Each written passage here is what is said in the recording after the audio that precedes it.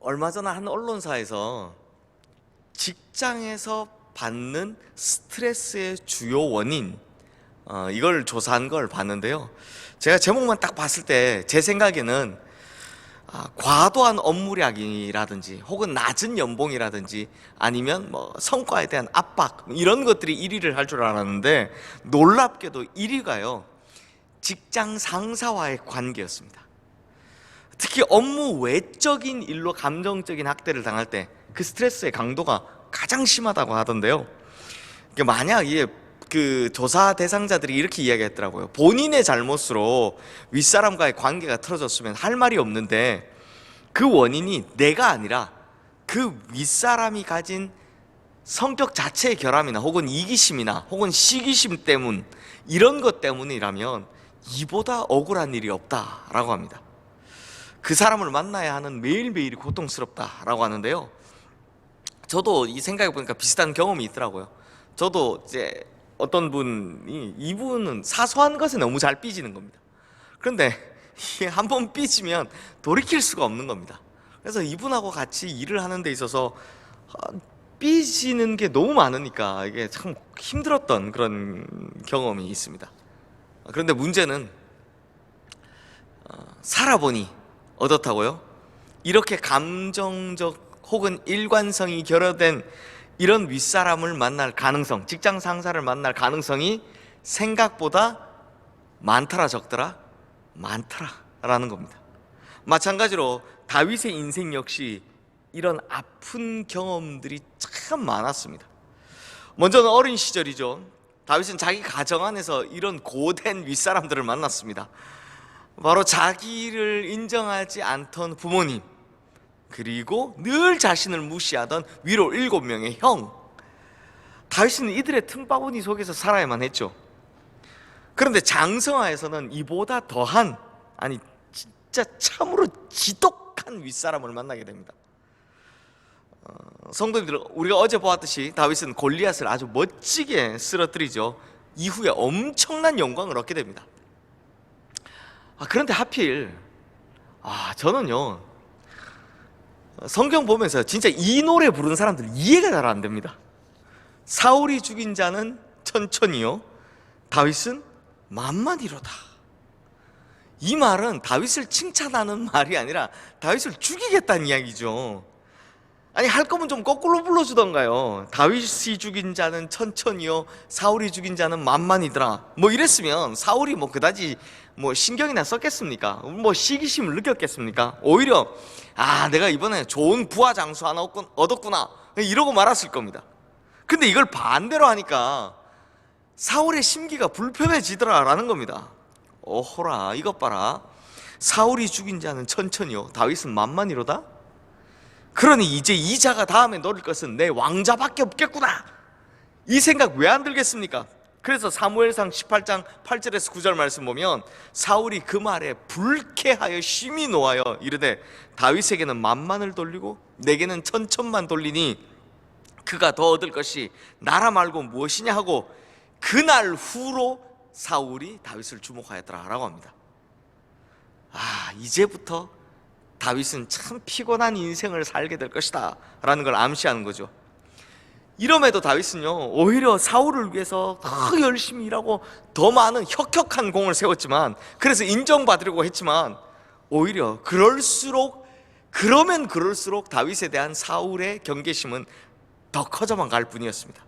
그래서 결국 어떻게 되느냐, 사무엘상 18장 29절 말씀에 보면 사울이 다윗을 더욱 두려워하여, 뭐라고요? 두려워하여 평생의 다윗의 대적이 되니라 라고 말씀합니다. 성도님들, 사울이 이렇게 된 이유가 무엇이라고요?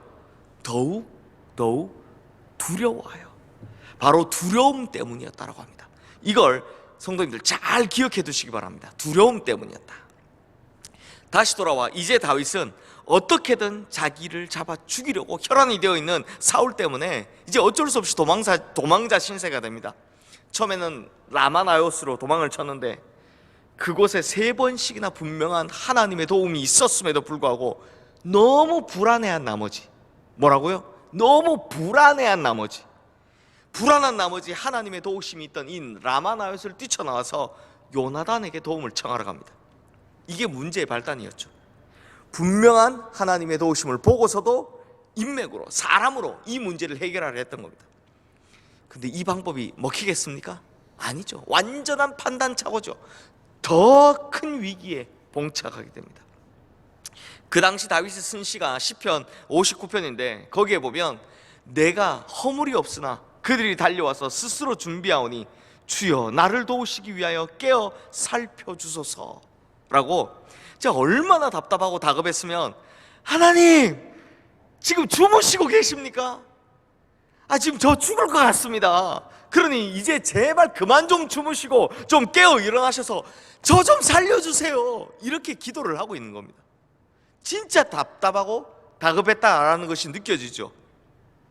성도님들, 그렇게 다급하게 도망치던 다윗이 마침 놉이라는 땅에 들어오게 됩니다.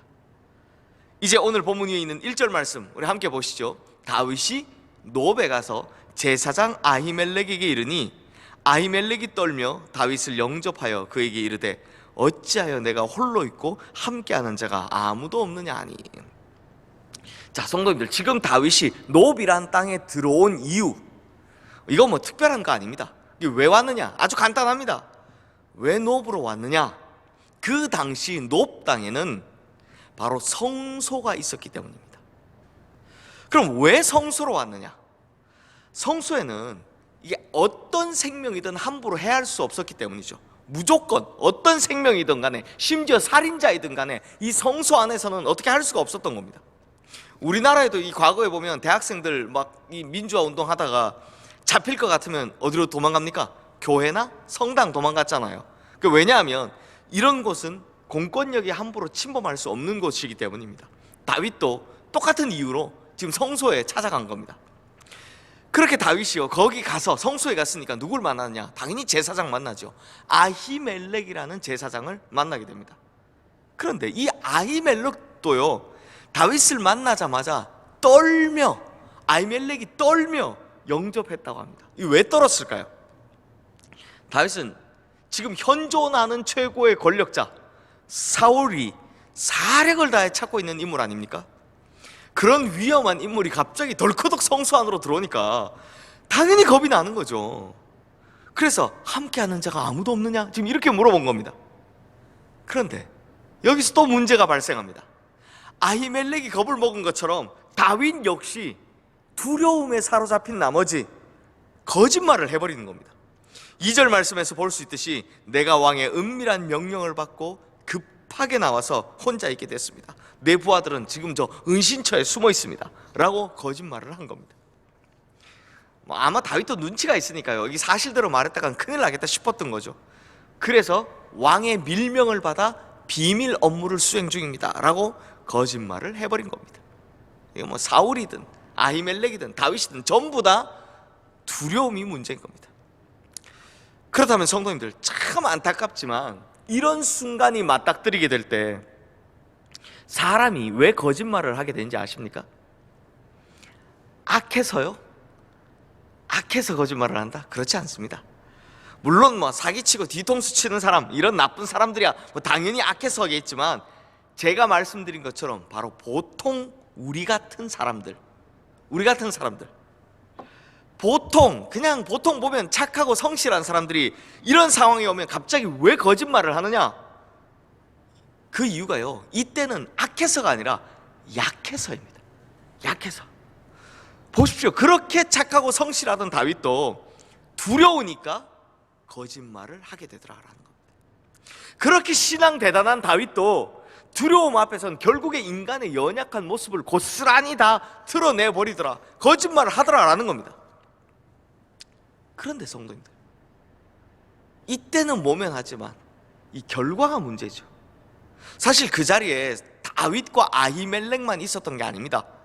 7절 말씀 보시면 사울의 신하 도액이라는 사람이 다윗과 아히멜렉의 대화를 다 엿듣고 있었습니다. 그러니 당연히 이 제사장 아히멜렉도요, 사울의 목자장인 도액이 지금 성소에 와 있다는 거 당연히 알고 있었겠죠. 그러니 그때 만약 다윗이 제사장님, 제가 지금 사울 왕에 쫓겨서 혈혈단신으로 도망쳐 나왔습니다. 지금 제가 살 길이 만무합니다. 그러니 저 좀 도와주실 수 있을까요? 라고 차라리 솔직히 말했다면 아마 도액이 날카로운 물초리로 이를 지켜보고 있다는 걸 알고 있던 아히멜렉 제사장도 굉장히 지혜롭게 대처했을 겁니다. 당연하겠죠. 지금 사울에게 쫓기고 있다고 하는데 사울의 목자장이 이 이야기를 듣고 있다? 그럼 함부로 이야기를 못하겠죠. 그런데 그저 다윗의 말을 순순히 믿어버린 이 아히멜렉은 오히려 다윗에게요, 아니 지금 왕의 비밀 임무를 수행하고 있다고 하면서 호의를 베풀어 버립니다. 떡과 무기를 준 거죠. 이후에 어떻게 되는지 아십니까? 도액이 그 길로 사울에게 쪼르륵 달려가고 그대로 고자질을 합니다. 그 바람에 이제 제사장 아히멜렉이 사울 왕에게 불려오죠. 그리고 이런 말을 듣습니다. 내가 어찌하여 이세의 아들과 공모하여 나를 대적하여 그에게 떡과 칼을 주고 그를 위하여 하나님께 물어서 그에게 오늘이라도 매복하였다가 나를 치게 하려 하였느냐. 무슨 말입니까? 너 왜 반역하려고 했어? 완전히 그냥 왕의 명령을 따르는 사람 도왔더니 지금 반역죄로 몰린 겁니다. 그 덕에 어떻게 되느냐? 사울은 아히멜렉을 죽입니다. 그뿐만 아니라 그 성소에 있는 제사장 85명도 죽입니다. 그래도 화가 안 풀렸는지 높 땅에 살던 남녀노소를 가리지 않고 다 죽이는데 심지어 젖 먹는 아이들까지 죽였다고 합니다. 거기다 짐승들까지 다 죽입니다. 왜요? 완전히 회생 불가하도록 쑥대밭을 만들어 놓겠다는 거죠. 다윗이 자기 살려고 했던 거짓말이 이토록 비참한 결과를 나타냈다는 겁니다. 사랑하는 성도님들, 다시 말씀드리지만 이런 상황에서 이런 사람들조차 거짓말을 하는 이유는 딱 하나입니다. 뭐 때문에요? 바로 결과에 대한 두려움 때문입니다. 자신이 잘못될 것만 같은 이 두려움 때문에 그 두려움에 휩싸여서 거짓말을 하게 됐더라라는 거죠. 결국 근본적인 문제는 뭐다? 두려움이다라는 겁니다. 그리고 이 두려움이 다윗을 어떻게까지 바꾸는지 성도님들, 오늘 본문 말씀은요, 거짓말보다 더 큰 문제를 이제 보여줍니다. 오늘 본문 8절에 보면 다윗이 아히멜렉에게 혹시 여기 무기가 될 만한 것이 없습니까? 하고 묻습니다. 근데 진짜 어이없죠. 아니, 다른 곳도 아닌 지금 성소에 와서 무기를 찾는다뇨. 그것도 제사장에게요. 물론 이때도 뭐 왕의 일이 급해서 자기가 뭐 자기 무기를, 칼이나 무기를 가지지 못했다라고 거짓말을 합니다. 근데 그때 아니 원래 없어야 정상 아닙니까? 야, 무슨 성소에 와서 무기를 찾냐, 뭐 쉽게 말하면 교회 와서 총을 찾냐, 이거 아닙니까? 근데 그때 아히멜렉이요, 진짜 뜻밖의 이야기를 합니다. 우리 오늘 본문 9절 말씀 함께 읽겠습니다. 제사장이 이르되 내가 엘라 골짜기에서 죽인 블레셋 사람 골리앗의 칼이 보자기에 쌓여 에봇 뒤에 있으니 내가 그것을 가지려거든 가지라. 여기는 그것밖에 다른 것이 없느니라 하는지라. 다윗이 이르되 그 같은 것이 또 없나니 내게 주소서 하더라. 성도님들, 놀랍게도 이 성소에, 지금 이 성소에 다윗의 가장 찬란한 승전 기념물인 바로 골리앗의 칼이 보관되어 있었다는 겁니다. 사실 다윗의 말처럼 도망자인 자기에게 이만한 무기, 그만한 무기가 또 어디에 있겠습니까? 특히나 이 칼은요, 다윗의 인생에서 정말 잊을 수 없는 기억을 상기시키는 칼입니다. 사무엘상 17장 51절 말씀에 보면 다윗이 물맷돌로 골리앗을 맞춰 쓰러뜨리긴 하지만 최종적으로 골리앗을 끝낸 건 바로 그 칼이라고 합니다. 그러니 너무나도 좋은 기억을 가지고 있고 그토록 사연 많은 칼을 전혀 생각하지도 않은 장소, 바로 성소에서 득템, 다윗이 자기가 가지게 된 거죠. 그러니 다윗도요, 지금 좋아가지고 그 같은 것이 또 없나니 내게 주소서, 이렇게 이야기를 하고 있는 겁니다. 그런데 성도님들, 여기서 한번 생각해 보십시오. 자, 여기서부터가 중요합니다. 다윗이 골리앗을 상대할 때, 그때 했던 말이 뭡니까? 우리 다 함께 지금 화면에 뜬 이 말씀 우리 한번 읽어보겠습니다. 먼저 사무엘상 17장 45절 말씀입니다. 너는 칼과 창과 단창으로 내게 나오거니와 나는 만군의 여호와의 이름 곧 내가 모욕하는 이스라엘 군대 하나님의 이름으로 내게 나가노라. 또 사무엘상 17장 47절 말씀입니다. 또 여호와의 구원하심이 칼과 창에 있지 아니함을 이 무리에게 알게 하리라. 전쟁은 여호와께 속한 것인즉 그가 너희를 우리 손에 넘기시리라. 성도님들, 다윗이 가장 순수한 신앙을 가졌을 때, 즉 골리앗 앞에 딱 섰을 때, 그때 다윗이 했던 고백이 뭐라고요? 여호와의 구원하심은 절대 어디에 있지 않다? 칼과 창에 있지 않다. 너는 칼과 창으로 이 무기로 내게 나오지만 나는 만군의 여호와의 이름으로 간다. 이 신앙 때문에 다윗이 골리앗을 쓰러뜨린 거 아닙니까? 자, 여기가 중요하니까 다시 한번 여쭙겠습니다. 성도님들, 그때 다윗이 골리앗을 무엇으로 쓰러뜨렸다고요? 칼이었습니까? 강력한 무기였습니까? 아닙니다. 바로 하나님의 도우심, 즉 하나님의 구원하심으로 승리한 겁니다. 그런데 오늘 본문에서는 다윗이 골리앗의 칼을 보고 나서 지금 어떻게 하고 있다고요? 그 같은 것이 또 없나니 내게 주소서 이러고 있더라라는 겁니다. 성도님들, 왜 이렇게 변했을까요? 왜 이렇게 변했을까요? 이게 너무 힘들고 막 조급하고 너무 무섭다 보니, 즉 두려움이라는 것에 확 사로잡히다 보니 그 순수했던 신앙마저도, 심지어 자기가 직접 체험했던 그 기적 같은 경험마저도 완전히 새까맣게 다 잊어버렸다는 겁니다. 사랑하는 성도님들, 제가 이번 설교 준비하면서요, 오늘 본문에 나오는 이 다윗의 모습을 쭉 가만히 보고 있자니 두 가지의 마음이 공존해서 들더라고요. 두 가지의 마음이 뭐냐? 먼저는 위로였습니다. 아, 다윗도 그랬다 라는 거죠. 아니, 다윗 같은 이런 위대한 신앙인도 무섭고 막 조급하고 다급하면 저런 실수를 하더라라는 겁니다. 그러니 자주자주 무너지는 우리에게 다윗도 넘어지는 이런 모습, 사실 위로가 좀 되죠. 다윗도 넘어지는구나, 이런 생각이 듭니다. 그러면 또 한 가지의 공존하는 마음이 뭐였냐? 결국 인간은 너무나 약하다라는 겁니다. 다윗도 무너지는 판에 뭐 우리라도 별 수 있겠습니까?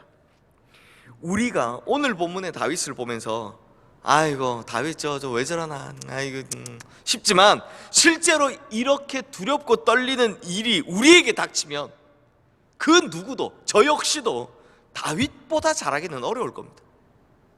그러면 성도님들, 다윗마저도 저렇게 두려운 상황 앞에서 저렇게 맥없이 턱하고 무너지는 판에 우리같이 이 연약한 인간들은 어떻게 하면 좋단 말입니까? 그런데 성도님들, 제가 오늘 설교 준비하면서 진짜 은혜를 받았던 말씀이 있습니다. 이사야 41장 14절에서 15절 말씀, 이 말씀이 생각이 나는데요, 이런 말씀이 있습니다. 우리 함께 읽어볼까요? 화면에 뜬 이 말씀 같이 읽겠습니다. 시작. 버러지 같은 너 야곱아, 너 이스라엘 사람들아, 두려워하지 말라. 나 여호와가 말하노니 내가 너를 도울 것이라. 내 구속자는 이스라엘의 거룩한 이인이라.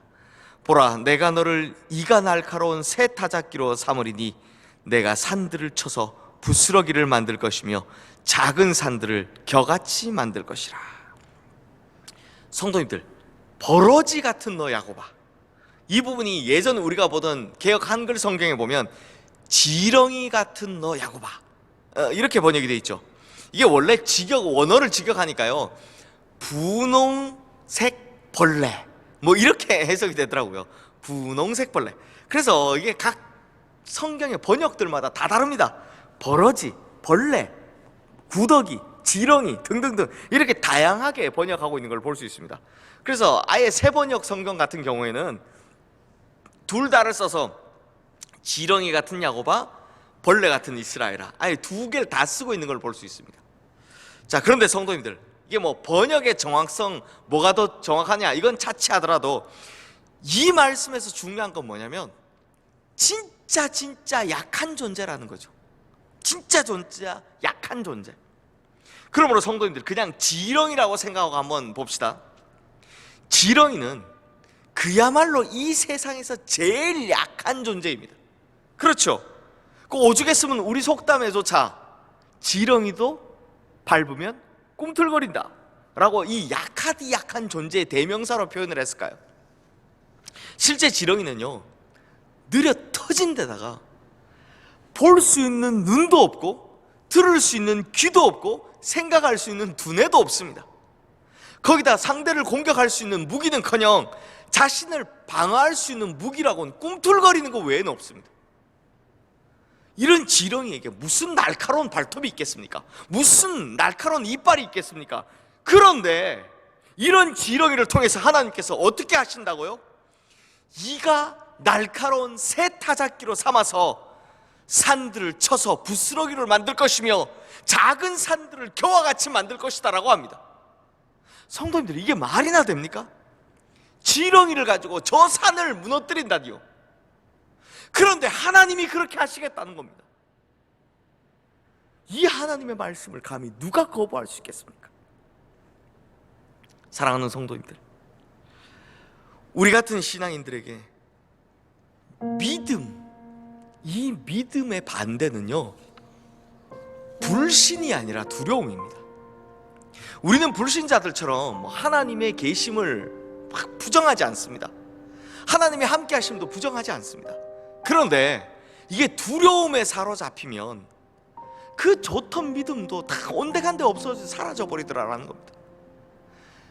그 두려운 순간이 딱 오면 그 순간만큼은 우리가 너무 약하다 보니까 믿음을 잃어버릴 때가 너무 많더라라는 겁니다.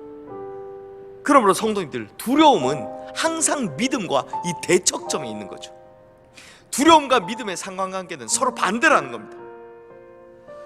그래서 이 두려움과 믿음이 서로 대척점이기 때문에 원리는 이렇게 되죠. 어떤 상관관계가 있습니까? 두려움이 강해지면 믿음은 약해집니다.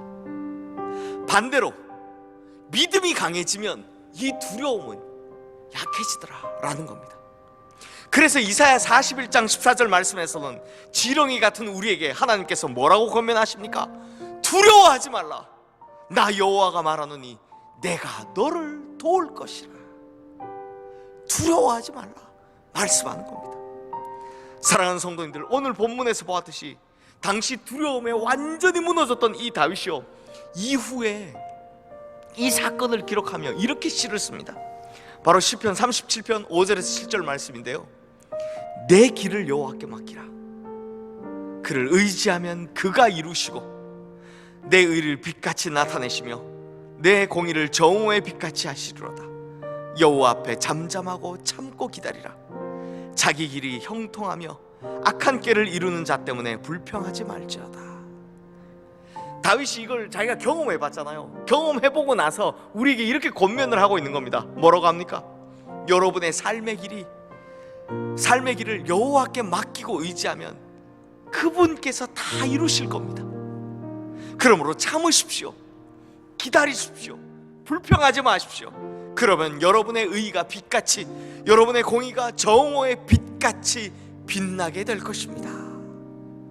그러므로 우리 성도님들, 다윗도 그랬으니까 다윗도 무너졌는데 이러면서 위로받는 것에만 그치지 마시고, 그러면요, 우리가 제일 처음 보았던 그 사울 왕처럼 되는 겁니다. 이 두려움을 떨쳐내지 못하면, 이 두려움을 믿음으로 이기지 못하면 결국 사울의 길로 가게 되지만, 믿음으로 두려움을 이기고 나면 다윗의 길로 가게 되더라라는 겁니다.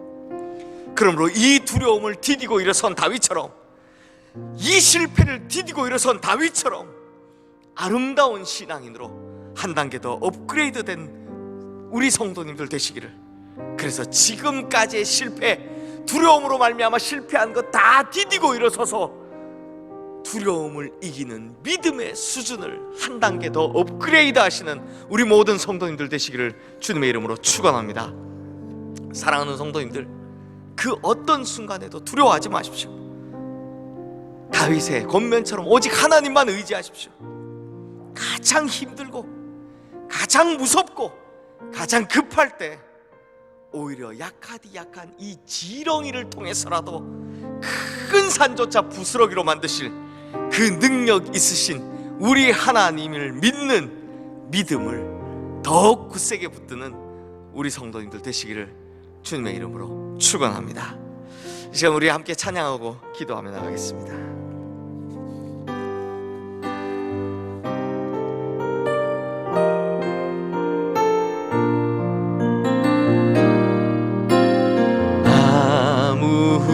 아무것도 두려워 말라. 주 나의 하나님이 지켜주시네. 놀라지 마라, 겁내지 마라. 주님 나를 지켜주시네. 아무것도 두려워 말라. 아무것도 두려워 말라. 주 나의 하나님이 지켜주시네. 놀라지 마라, 겁내지 마라. 주님 나를 지켜주시네. 내 맘이 힘에 겨워 지칠지라도 주님 나를 지켜주시네. 세상의 험한 풍파 몰아칠 때도 주님 나를 지켜주시네. 주님은 나의 산성, 주님은 나의 요새, 주님은 나의 소망, 나의 힘이 되신 여호와. 아무것도 두려워 말라. 아무것도 두려워 말라. 주 나의 하나님이 지켜주시네. 놀라지 마라, 겁내지 마라. 주님 나를 지켜주시네. 내 맘이 힘에 겨워 지칠지라도, 내 맘이 힘에 겨워 지칠지라도 주님 나를 지켜주시네. 세상의 험한 풍파, 세상의 험한 풍파 몰아칠 때도 주님 나를 지켜주시네. 아멘. 주님은 나의 산성, 주님은 나의 요새, 주님은 나의 소망, 나의 힘이 되신 여. 주님은 나의 산성, 주님은 나의 산성, 주님은 나의 요새,